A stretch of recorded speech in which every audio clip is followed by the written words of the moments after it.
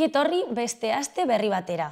Gaur, ekainaren 19, astelena, bi elkarrizketa izanen ditugu, batetik Aratz eta Nerea Goikoetxea, bidaurretako bizilagunak kolageno 6-garrenaren gaixotasunaren inguruan hitz egitera etorri direnak, eta aurten ospatuko den bizikleta martxa solidarioaren inguruan.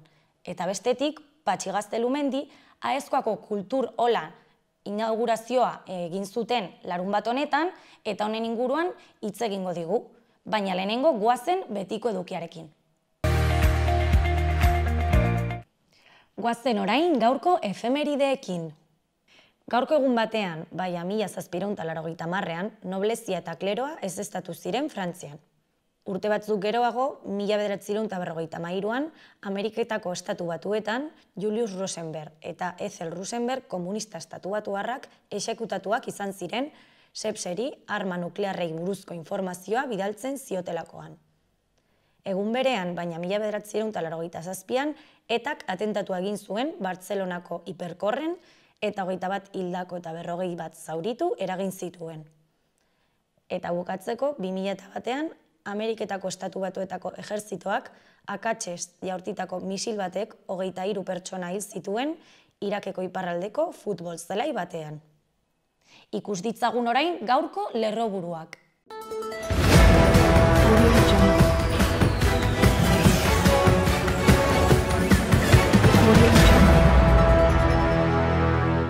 Ikasleen 48,8%ak adierazi du azken urtean aurrez aurreko eskola jazarpena jasan duela, Nafarroan egindako azterketa epidemiologiko handienaren arabera.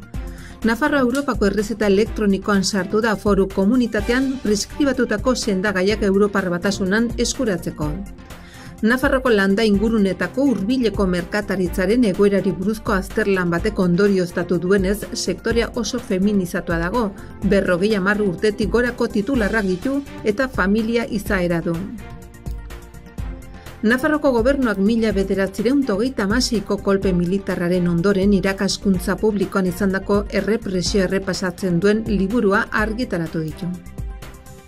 Cristina Ibarrola izendatu dute larunbat eguerdien Iruñeko udaleko alkate, Unión del Pueblo Navarro aldertiko zerrendaburu. PSNek Iruñeko alkatetza eskuinen esku geratzea ahalbideratu du. Iruñeko disuasioko bederatzia parkalekuek 2487 toki eskaintzen dituzte lehenengo 24 ordutan doan aparkatzeko. Mendigoiti eta El Lago de Mendillorri ikastetxetako ikasleken Belardi, Zuaitz, Zuaiska eta Armaila Zapaldekin naturalizatutako jolastoki berria duten. Desgaitasun intelektuala duten 21 aurrek hirian barna bizikletan segurtasunez ibiltzen ikasteko udal ikastaroetan parte hartzen duten. Fernando Ambustegi da Baztango alkate berria. Pedro Mari Esarte Elizondarrak Historia de Navarra en el siglo XV y el posible asesinato de la Reina Blanca de Breus liburua argitaratu berri du. 60. Baztandarren biltzarrak badu kartela, abestia eta bideoklipa.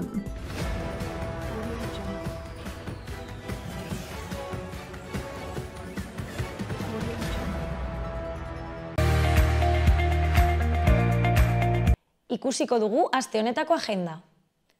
Asteazkenean, SUA Euskal Herriko Txistulari Elkarteak Nafarroako txistulari gazteen 5. kontzertua antolatu du. Aitor Urkizaren zuzendaritzapean eta Bakarne Atxukarroren gidoiarekin musika saioa eskainiko dute ekainaren 21ean arratsaldeko 7:30 Iruñeko udaletzeko plazan. Ostegunean, musika eszena Nafarroan mahai ingurua. Musika eszena Nafarroan mahai ingurua antolatu du Burlatako Axular Elkarteak. Bertan, Naia Ojeta, Amets Aznarez, Oloien Ziarte eta Igotz Mendez Jofe izango dira. Burutik taldeko Luar Alberdi izango da moderatzailea, arratsaldeko 7etan Axular Elkartean. Bestetik, kantu eta hitza, balerdi. Kantu eta hitza musika zikloaren barne, balerdik kontzertua eskainiko du Oko Andre Maria plazan arratsaldeko 8etan. Sarrera doakoa lekua bete arte. Eta hori eginez gero, kontzertua erraldoien txokoa izanen da. Orain ikusi dezagun egunkariko azalek zer dioten. Diario de Notiziasen titularrean langile publikoen batez besteko soldata, 2022an, 41.588 eurokoa izan zen. Soldatek 1.556 euroko igoera dakarte aurreko urtearekin alderatuta. Foru gobernuak 29.339 langile izan zituen, guztira 1.632 milioiko kostuarekin. Argazki nagusian, Anotegiko ermitarako bidean, 3 pertsona zuhaitz kiskalien ondotik igarotzen dira, eta Obanos eta Reniegako Siera erreta ikusten dira. Titular horretan, errauts artean berpiztea. Suteak izan eta urtebetera, Nafarroako erdialdean normaltasuna berreskuratzen hasi dira eta laguntzak espero dira. Beko berrietan, foru gobernuak polizia gehiegikeriei heldu die dagoeneko. Gobernuak batzordearen mahai gainean dauden 51 kasuren lehen espedienteak ikertzen ditu. Torturatuak izan ziren 301 pertsonak jakinarazi dute tratu txarrak ere salatuko dituztela. Alboan, spam deiturikoak debekatuta egonen dira ekainaren 29tik aurrera. Jarraian, 2023 eta 2024ko ikasturteko aurre matrikula zabalik dago ekainaren 28 arte euskara ikastaroak egiteko. Eskuineko berrietan, kirolean, Espainiak penaltietan irabazi du Nazioen Liga, bere 5. tituloa. Eta jarraian, Osasuna UEFAren zain eta Braulio Vázquezen erabakiaren zain. Diario de Navarran, titular nagusian, autoen salmentak 19,1 egin du gora, baina ez du pandemiaren aurreko maila berreskuratu. Kontzesionarioek 3.018 auto entregatu zituzten maiatzarte 2.534 aurreko urtean. Argazki nagusian, Espainiako selekzioko jokalariek Mikel Merino Nafarrarekin Nazioen Ligako trofeoa altxatzen. Titularrean, Espainia berriro koroatzen. Kroaziari penaltietan irabazi dio Nazioen Ligako finalean eta titula lortu du 11 urte geroago. Alboko albistetan, UPNek aktaskatu die Bilduri botoa eman zioten Gareseko 3 zinegotzei. Bi afiliatuek diote gaur entregatuko dutela, eta independenteak zinegotze izaten jarraituko duela. Futbolean, Brauliok Osasunari entzuten dio eta jarraitzeko aukerak handitzen ari dira. Eta bukatzeko, Izaba korrikalariz bete da Kamil Estrem lasterketan zehar. Garako egunkarian, titularrean, EH Bildu 10.000 biztanletik gorako alkatetzeetan buru. Udalen eraketak indarra erakusten du hiri txikietan, hiriburuetako bakar bat ere lortu ezarren. Horietako 20 makila dauka, EAJ-ko 17 eta UPN-ko 5. Bermeon, alkateak positibo eman eta ordu batzuetara eman du dimisioa alkoholemian. Bermeon, alkateak positibo eman alkoholemian eta ordu batzuetara eman du dimisioa. Argazki nagusian, Ahanzturaren kontrako omenaldia Artxandan. Luis Gaunaurrutia eta Angel Pérez Puerta 1937 urtean hil ziren Bilbo frankisten aurka defendatzen. Atzo, Begoñako hilerrian aurkitutako gorpuzkiak jaso zituzten beraien senideen senideek. Artxandan urtero gudari eta milizianoei hoi zaien omenaldian. Euskal Herria irratian, berri nagusian, Maria Solana izanen da Geroa Baiko zerrendaburua kongresurako. Silvia Camazes senaturako hautagai moduan izendatu du koaliziak. Geroa Baiko batzorde iraunkorrak uztailaren 23ko hauteskunde orokorretarako hautagaitzak onartu ditu. Alboko albistean, Unai Ugalde Geroa Baikoa berraukeratu dute parlamentuko presidente. Eta amaitzeko Joseba Sironek zioenez, ez dago irtenbide aurrerako hirik boto emaileen euroko 37 errespetatu gabe. Gaurko eta biharko eguraldia ikus dezagun orain. Gaur, eguraldi ezegonkorrarekin jarraituko dugu. Haizeak eki hegoaldetik joko du, eta ondorioz iparraldeko zenbait lekutan temperaturak gora egingo du. Batez ere kostaldetik gertu. Bertan, temperatura altuenak 26 eta 28 gradu ingurukoak izango dira. Barnealdean, batez ere hegoaldean, temperaturan ez da aldaketarik izango. Zeruan hodei ugari ikusiko ditugu, hala ere goizean ostarteak zabalduko dira. Gaur ere zaparrada trumoitxoak botako ditu eta txingorra ere bota dezake, batez ere egunaren bigarren partean. Ez da baztertzen goizean noizbehinka zaparradak botatzea. Arratsalde gau partean, haizeak mendebal, ipar-mendebaldera egin dezake kostaldean. Eta bihar ere eguraldi ezegonkorrarekin jarraituko dugu. Aldaketarik esangurantsuena tenperaturaren jaitsiera izango da. Lurralde osoan nabarituko da, baina nabarmenagoa izango da kostaldean. Balio altuenak 22 eta 25 graduen artekoak izango dira. Gainerakoan, aldaketa gutxi. Zeruan hodei ugari izango dugu eta zaparrada trumoitsuak bota ditzake noiznahi. Hala ere, probabilitate handiagoa izango da egunaren bigarren partean. Ipar-mendebaldeko haizea ibiliko da ia egun osoan. Bolada gogor batzuekin, arratsaldean, Araban eta Nafarroa hegoaldean.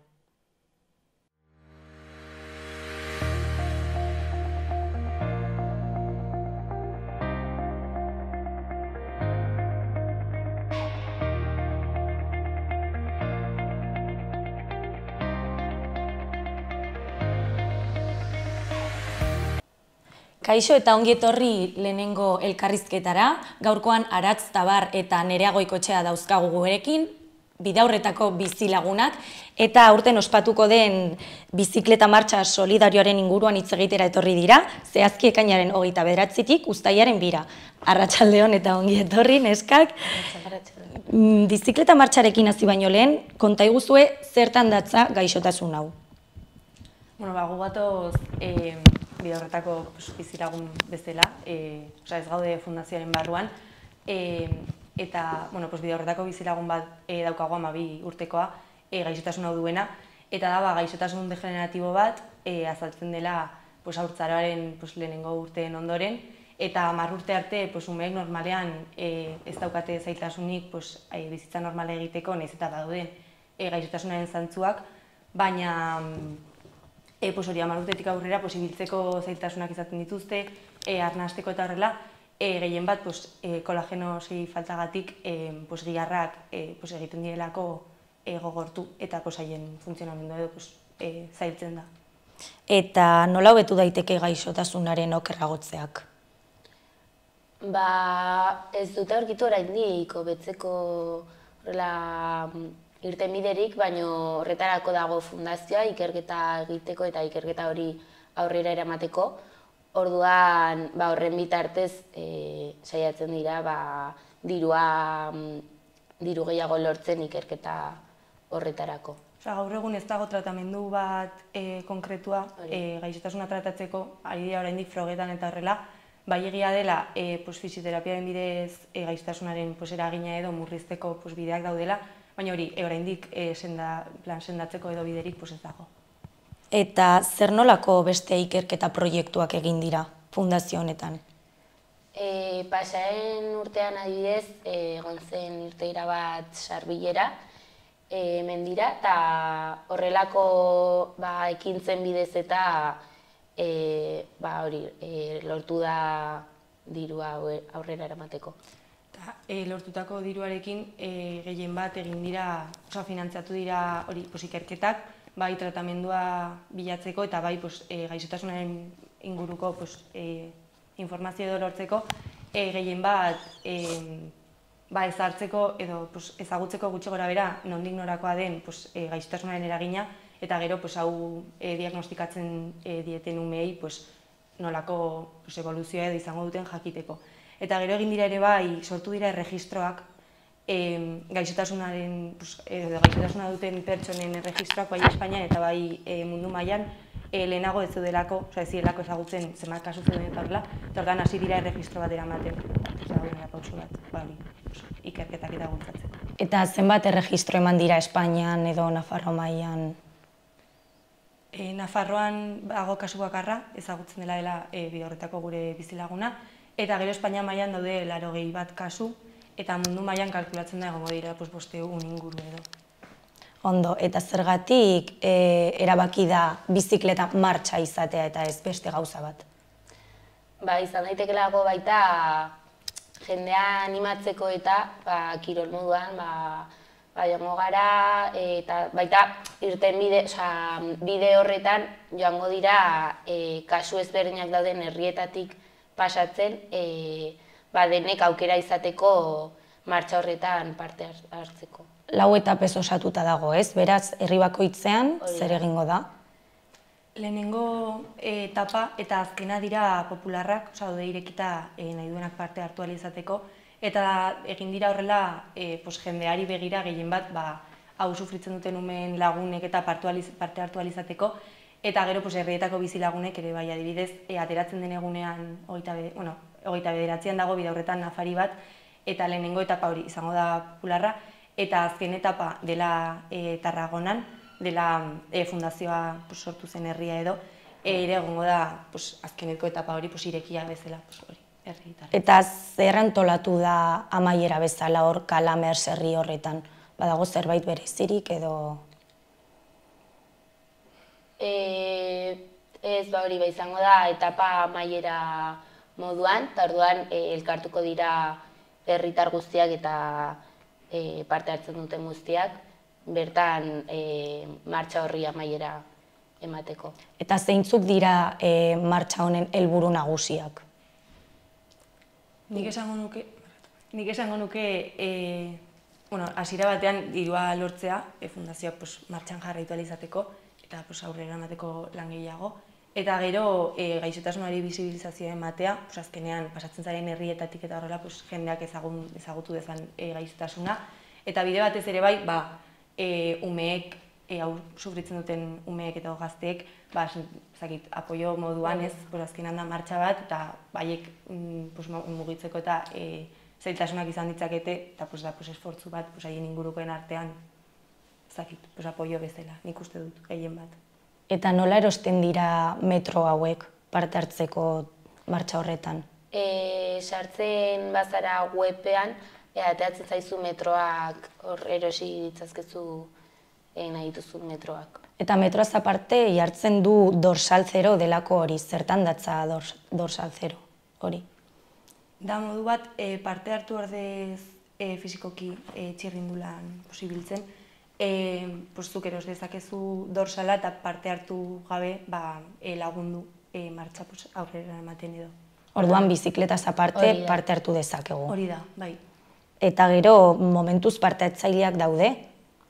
Apuntatu dira 13 lagun inguru egiten dutena martxa osoa, eta 2 laguntzaile, lagunduko dietenak 4 etapak egiten, eta gero Bidaurretan adibidez apuntatu dira 250 pertsona inguru ekainak 29an egingo den afarian, dela ere lehenengo etaparen aitzakiarekin, eta lehenengo etapa egiteko daude apuntatuta 100 pertsona inguru.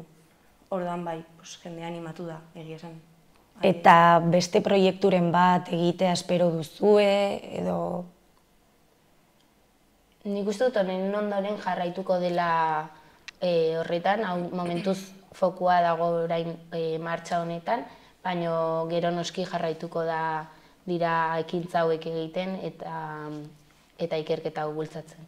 Eta badago beste metodoren bat dirua aportatzeko, naiz eta bizikleta martxa horretan ez parte hartu, gero fundazioan dirua sartzeko, badago beste... Badago fundazioaren web horrian bertan, badaude aukera desberdinak edo dirua jartzeko, edo parte hartzeko. Transferentziak eta hori egiteko.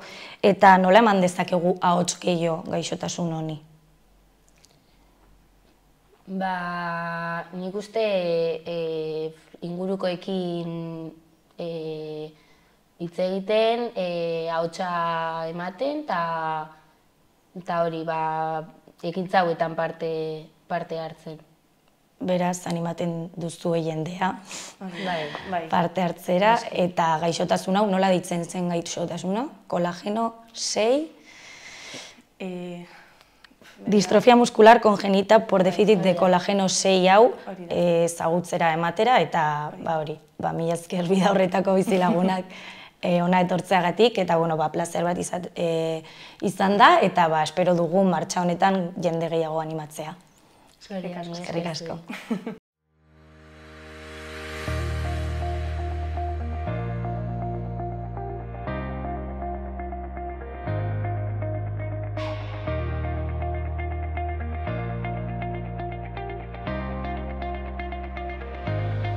Ikus ditzagun Iruñerriko azken albisteak. Antsoainen, ekainaren 28an, askatasun sexualen eta LGTBI+ arrotasunaren eguna dela eta, Antxoainen Arro, Ilota Ledo eta Naizen taldeek parte hartuko dute solasaldi honetan. Datorren ekainaren 27an, Lapurbide plazan, arratsaldeko 7etan. LGTBI bizi istorioak tituluarekin. Iruñak taparen munduko egunaren ospakizunetan parte hartuko du gaur Liongo, Frantzia, Paul Bocusen institutuan, Nafarroako gastronomiaren ordezkari gisa, Sevilla, Denia eta Cambrils hiriarekin batera. Lau hirik Saborea Espainiak eta Parisko Espainiako turismo bulegoak aukeratu dituzte, ekitaldi antolatzeko eta tapa bat egiteko show cooking bat eskainiko dute. Kristina Ibarrola izendatu zuten atzo eguerdian Iruñeko udaleko alkate UPN-eko zerrendako buru, maiatzaren 28ko udal hauteskundetan zerrenda bozkatuena. Zinegotzi bakar batek ere ez du botoen gehiengoa lortu. Ibarrolak bere taldeko 9 zinegotzien eta PPko 2 botoak batu ditu. Bestalde, Joseba Sironek 11 boto lortu ditu ere, 8 bere zinegotzienak, Geroa Bairen 2 boto ez eta Kontigo Navarraren boto batez gain. Halaber, PSN-ren 5 boto zuri erregistratu dira. Kristina Ibarrolak 3 alkate ordetza ezarri ditu, orden honetan, Carlos Salvador, Maria Caballero eta Maria Etxabarri.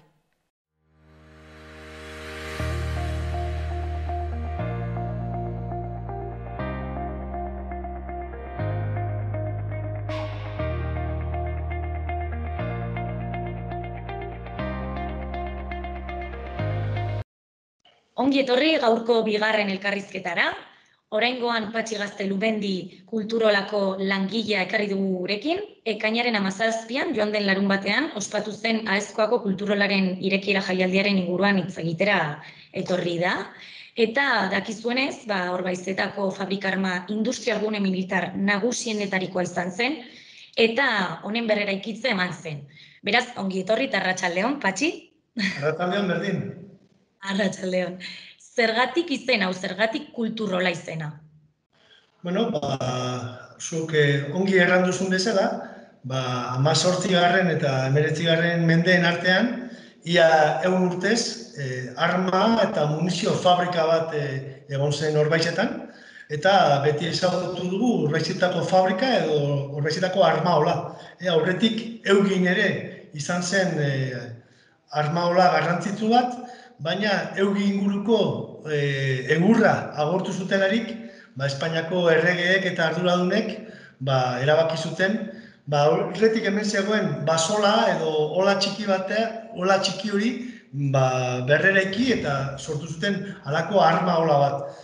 Zergatik eta iratiko basoan egurra sobera bazegoelako, bestetik erreka ere, gaur egun armaola dagoen lekutik igarotzen zen, eta errekak ere energia egin eta errotak hilerak eta guzti horrekin mugitzen alzuten sua berotzeko auspo handi batzuk, mailuak, eta ezagutzen ditugu gerora erroten funtzionamendua, eta gero baziren ere Orbezeta inguruan hainbat mehategi eta mehatza ateratzen zuten handik, minerala, burnia landu, eta arma eta munizio horiek eta tegiak eta beste hainbat gauza egiteko.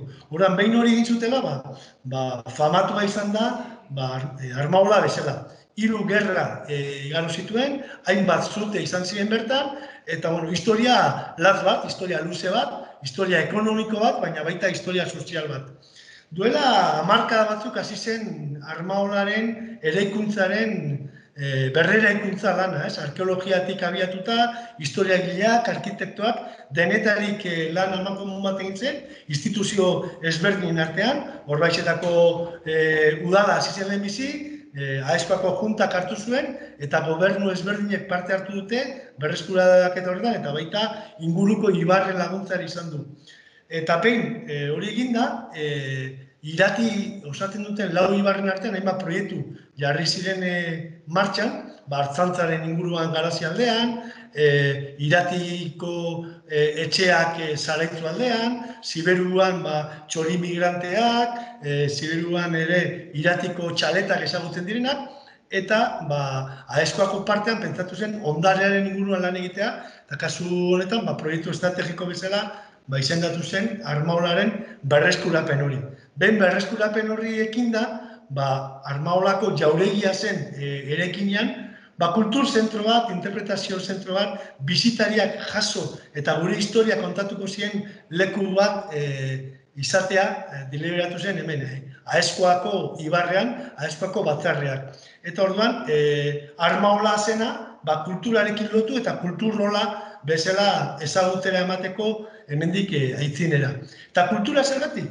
Bueno, denok ezagutuko duzue, Benito Lertzundiren Orbaizetako Armaolari buruzko kantua, Aezkoako mendietan poema, eta hor, nolabait, Benito Lertzundik 78. urtean, bere Zuberoa diskoan, Armaolaren argazki ezagun bat egin zuen, eta gaur egun, argazki hori heldu da, gaur eguneko selfie eta Instagrameko argazkietaraino. Ez dago munduan ezaguna dira, hemengo Irati basoko argazkiak, ezaguna da Arpeako argazkia, edota Armaolako arku horiek sortzen dutena. Orduan, kultura ere presente da, ez?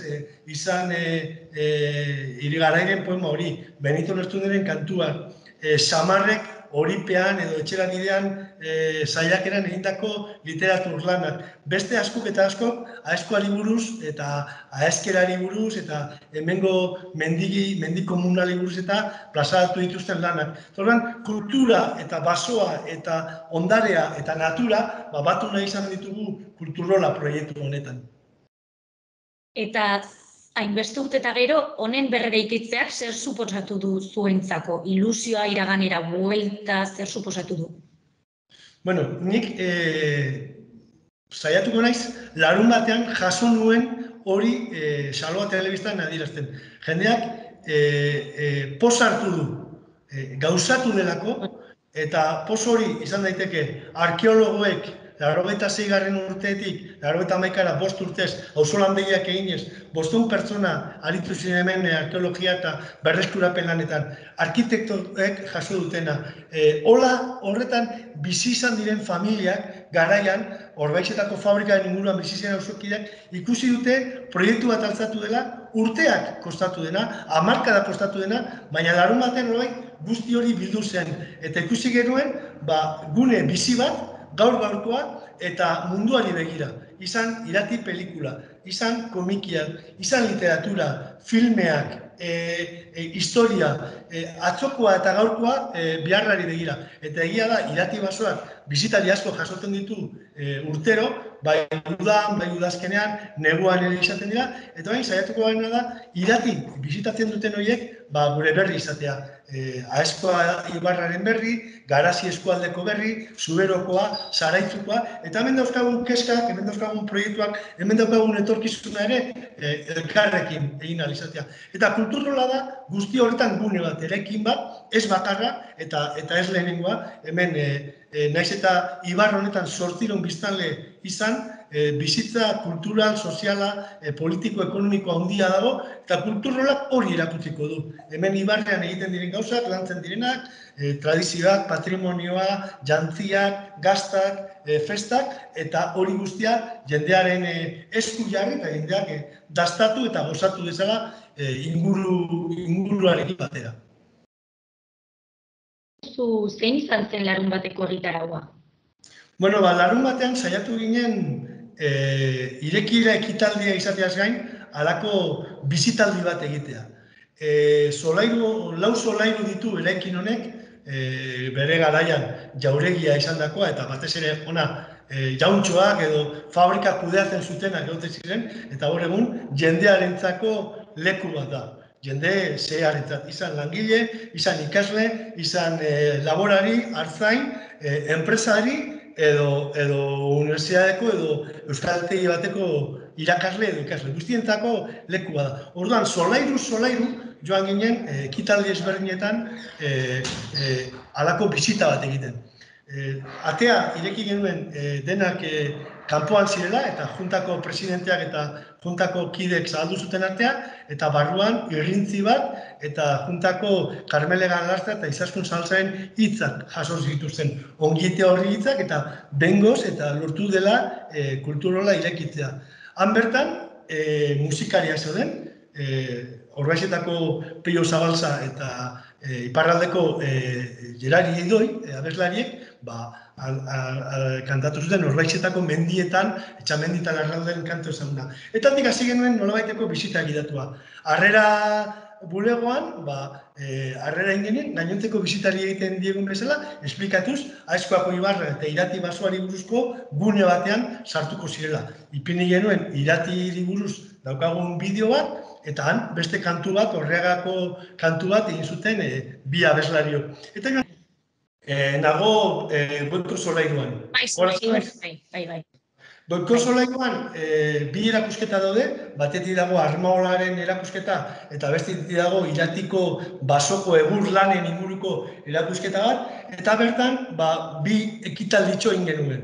Armaolarenean Ana Carmen Sánchez arkeologa egon zen, 86an lanak egiten hasi zirenak, induzketatik berreraikuntzarako funtsezkoak izan direnak, Javier Beorlegi arkitektoa egon zen bertan, eta berak bere arkitektura ikasketen bukaeran Armaolari buruzko lan bat egin zuen, eta lan hori baliatuz besteak beste Maili Txaparrek Armaolari buruzko gaur egungo historia liburu bat, ederra, irudiekin, argazkiekin, planoekin, eta guzti horien bilketa dena pasatu zuen duela urte batzuk, Pamela argitaletxearekin. Eta haiei ere halako oroigarri, omenaldi, sari bat, egurtxo batean, eguzkilore bat eta Iratiren logoa esarri eman ginen. Eta beste erakusketan, Irati basoari buruzko erakusketan, berdina, Javier Goikoak eta Jesus Mari Larreinetan antolatu dute erakusketa hori, hemengo basolanetan ibilitako bi ahetz, eta horiek gaur egun batez ere pago egurrarekin teilak egiten ari diren bi artista dira. Bi langile xume, basoko lanetatik, gaur egun egurrizko pagozko teilak nola egiten diren erakusten dute hemenetan. Eta bereik atondu dute basoko lanei buruzko erakusketa hori, kableadoreak, nola egitezen garraioa mendiz idiekin, nola egitezen garraioa errekak baliatuta Almadia baino lehen barrankadoreekin, eta guzti hori azaltzen dute erakusketa horretan, eta xume-xume azaldu zuten larun batean ere. Eta hori ere, pagozko egur batzuetan, teila horietako batzuetan, oroigarri bana eman genien. Eta handi pasa ginen, Goiko estaia edo Goiko Solairura ganbara dena, ganbara eder bat, garaian bezala dauka egitura bera eta mantentzen du, eta hain genuen nolabait kultur ekitaldia. Horretarako batetik Euskal Artzaile buruzko erakusketa bat dago ganbara horretan, Ameriketara, Estatu Batuetara joan ziren artzaile buruz, baina berezitasun batekin. Hor daude, Aezkoako artzaileak izan zirenak. Eta horien argazkiak, eta horien irudiak, horien bideoa dago, eta horiek dira nolabait protagonista. Eta Laura Jantzi, Euskal Artzainak Ameriketan elkarteko arduradunak azaldu zuen erakusketaren berri. Eta hemendik aurrera, bai ahetzak eta bai bisitariak ikusten aldute erakusketa eder hori. Eta gero beste zati bat edo beste bloke batean kultur egitaraua izan genuen espreski. Izan genituen Irati pelikulako zuzendaria eta trajeen arduraduna, jantzien arduraduna, izan genituen komikilariak, Asisko Urmeneta, Dani Fano eta Joseba Larratxe komikilari, baina era berean arkitekto dena, eta beraien komikirako baliatu duena, bere ezagutza guzti hori, Petxi kantaria izan genuen, eta Eneko Barberena idazlea, bere azken novela, baso hauetan kokatu du, eta zuak erreko ez balu basoaren historia horretatik, testu bat egin zuen aurkezpen honetarako, eta jendaurrean abestu zuten, eta bukatzeko, hiru komikilari hauek, bere komikia nolabait aztertu, azaldu, aurkeztu ziguten, eta ondoan zuten Jose Angel Irigaray, halako denboraren makinan joan jin bat eginez, kokatu gintuena Aezkoan 2078 urtean, eta gero itzuli ginen 2023ko ekainaren 17an. Eta guzti hau, euskaldunok egin dugun bezala, edariarekin eta jatekoarekin bukatu genuen, nola ez, kantuan guzti. Eta egitarau paregabe honekin, espero zenituzten espektatibak bete zenituzten?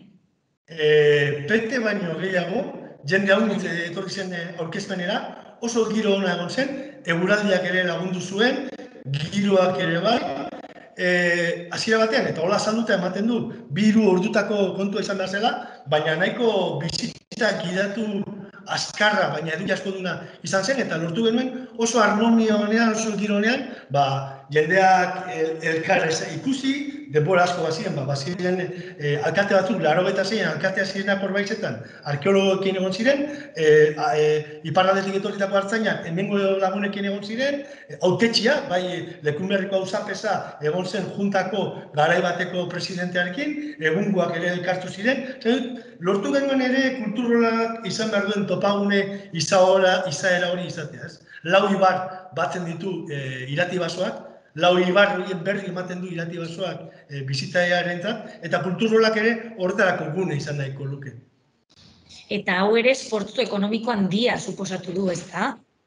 Kulturolak, kulturola urteetan berriraiki, konpondu, egokitu den proiektu handi bat izan da, hor eragile ezberdinak egon dira, eta oso garrantzitua izan da, Aezkoako batzarreak beste instituzio batuen laguntza behar izan duela, eta Aezkoako batzarreak bideratu du proiektu hori, eta lideratu du, eta denboran pazientziarekin jokatu izan du, baina tokian tokiko beste eragileek ere, herriko udaletxeek, beste juntak, iratiko lau ibarrak osatu duten gainontzeko garazi eta zuberako eragileek ere parte hartu duten euski, eta beraina sentitzen dute.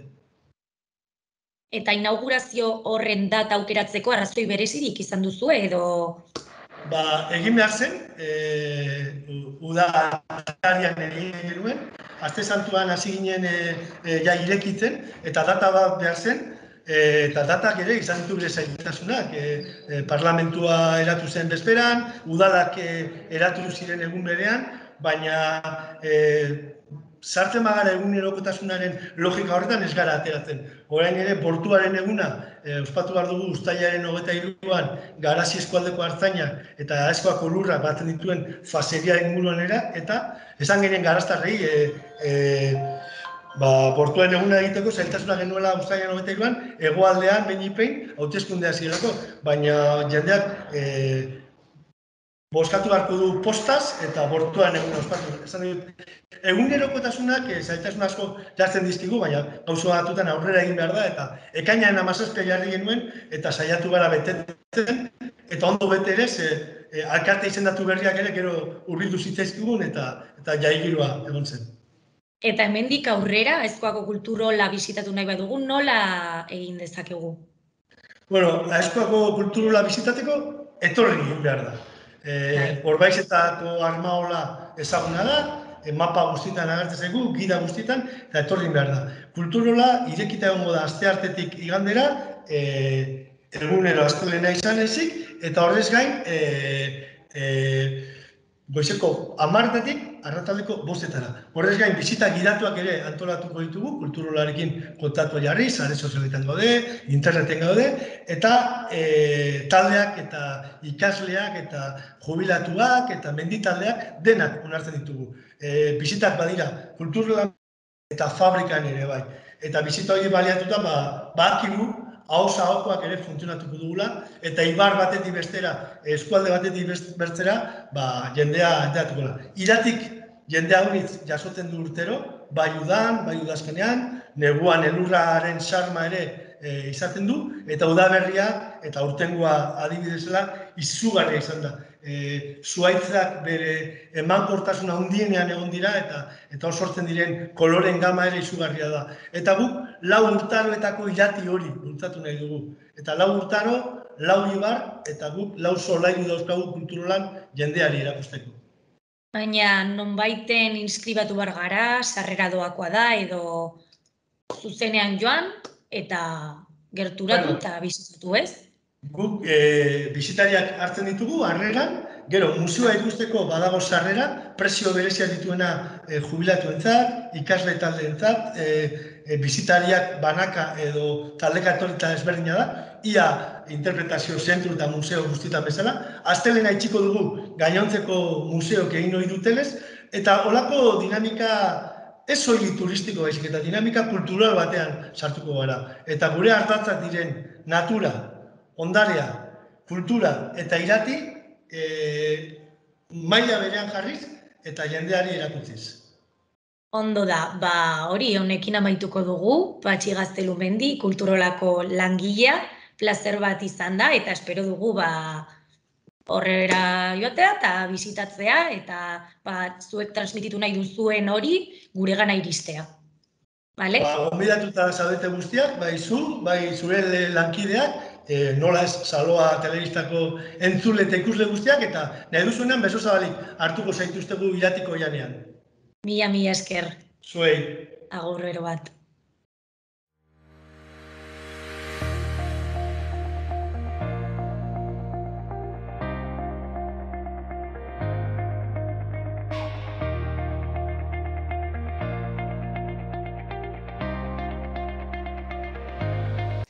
Mila esker beste egun batez hemen gurekin egoteagatik eta bihar berriro egonen gara. Gobierno de Navarra. Nafarroako gobernua.